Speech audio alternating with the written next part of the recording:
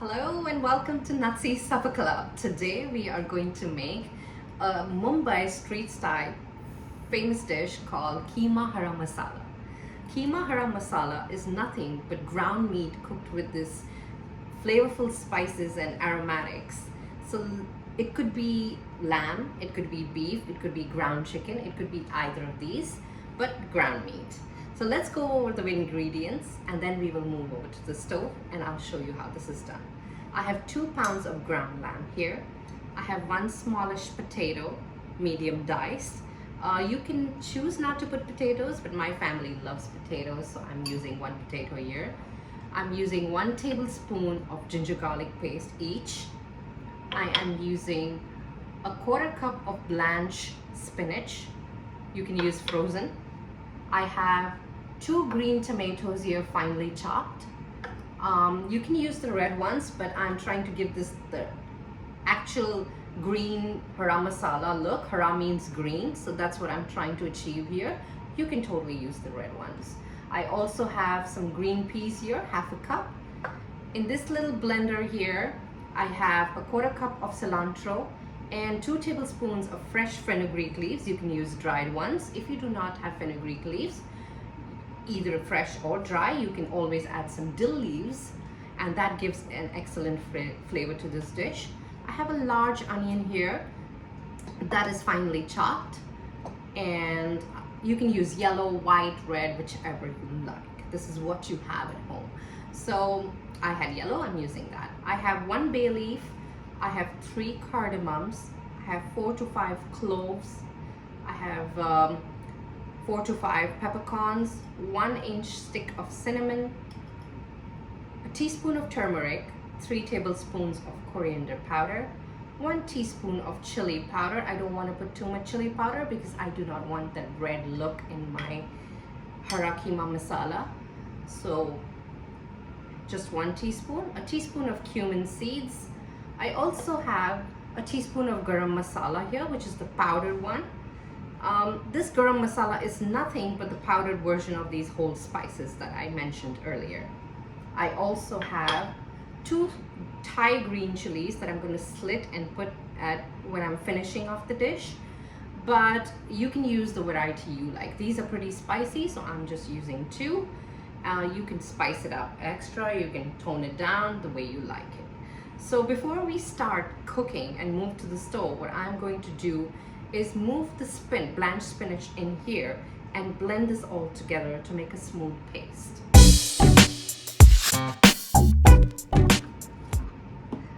So this is what it should look like. It should be 1/2 cup, little more than 1/2 cup worth, not more than that. And I added just a wee bit of water to give it that texture, the creamy texture that we needed. So what I'm going to do is move out to the stove and let's get cooking. Hello, so we moved our base right here next to the stove.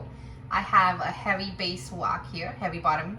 You can use any heavy bottom pan here. So let's go ahead. I have about 3 to 4 tablespoons of oil in here. You don't want to put any more because the lamb or the ground meat or the ground beef, whatever you choose, is going to give out its own fat. So you don't want too much fat in here.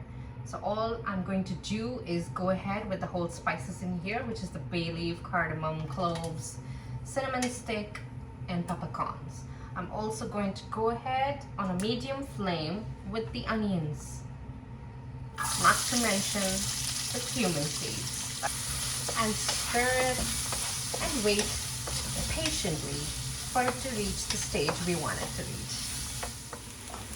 So we're going to go ahead with the other ingredients in here, which is going to be the ginger garlic paste that goes in. You can even use grated, pounded, whatever you like. Let the raw taste, the raw smell of the ginger and garlic disappear, which should be about 30 seconds, not more than that. Okay, so at this point, I am going to go ahead with the meat in here. Yes, I'm going to put the meat in here right now, which is 2 pounds of ground lamb. You can use beef, chicken, whatever you like.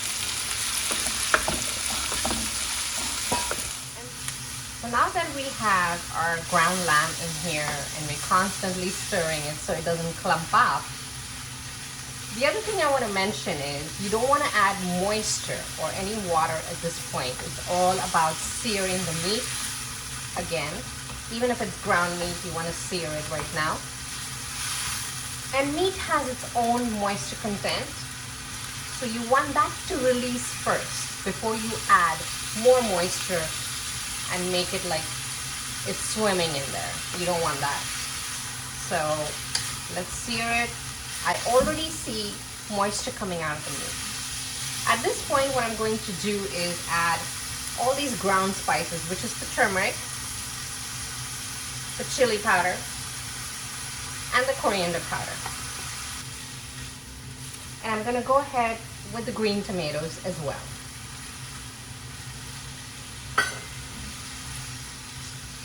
I'm gonna cover this and cook for 5 minutes until the tomatoes soften.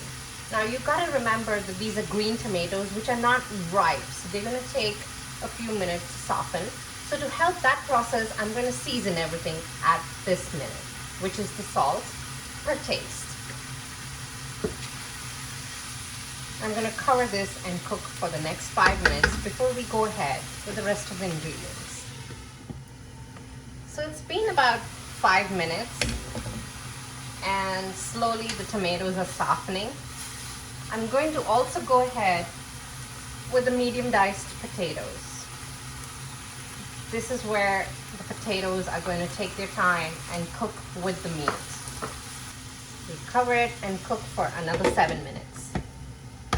Hi, so it has been 7 minutes. Let's check where our potatoes stand. Ooh, lovely aroma already without the rest of the ingredients. The potatoes are nearly done. They have still a little bite, and this is where we're going to go ahead and add our green chilies. Ooh, spice. And this green paste. Let's see how much greenery this adds to our dish. Oh, perfect. And I'm gonna add all of it. And now we are going to let this cook till all the moisture evaporates and there's oil leaving the sides and the potatoes are nearly breaking down.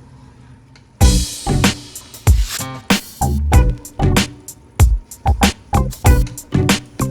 go ahead and check where our meat is at. Ooh, look at that.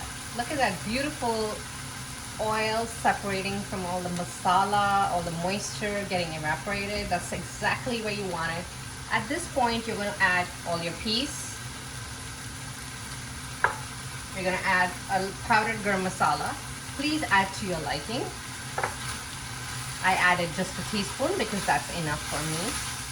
And now I am going to cook this covered again for maybe another 4 minutes because I just want that peas, these are frozen peas, to kind of mingle with all the flavors. If you're using fresh peas, you're going to add this 8 minutes ahead of time. But these are frozen and they look perfect. I just want 3 to 4 minutes in here covered. So after this, I'm going to show you how to serve it up and do the taste test, which is my favorite part. All right, it's time to check. So we're going to turn up the flame and let's go here. Ah, beautiful aroma. This is what it looks like. It's beautiful. We know the meat is done. It's ground meat. Yes, it is done. Let's go ahead and check our potatoes. Here, knife goes right in, breaks it all apart. This is the texture you want for your potatoes. Let me show it to you again with the other one. Oops, here. Right here. All right, done. Falling apart. That's exactly what you want for your potatoes. They're literally breaking apart. And now is the time to serve this up and taste test. So let's see you there. we are ready for taste test. So I am serving this up with some yummy whole wheat parathas. You can always eat this with rice, cornbread, and any other flatbread you like. I'm going in with a whole wheat paratha that I made earlier. So let's go and check how this is. A little bit of meat, a little bit of potato. Ooh, almost like mashed potatoes.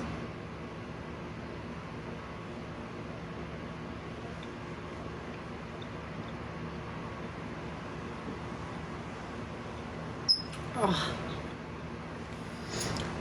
exactly what I wanted. It's so good. You just can't stop eating. I'll go in with another bite just to make sure.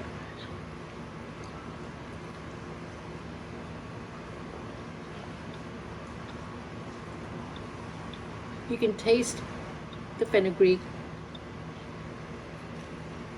a little bit, the hint of spinach, ginger, the garlic, the chilies, a beautiful flow of the garam masala. Excellent. Try this recipe.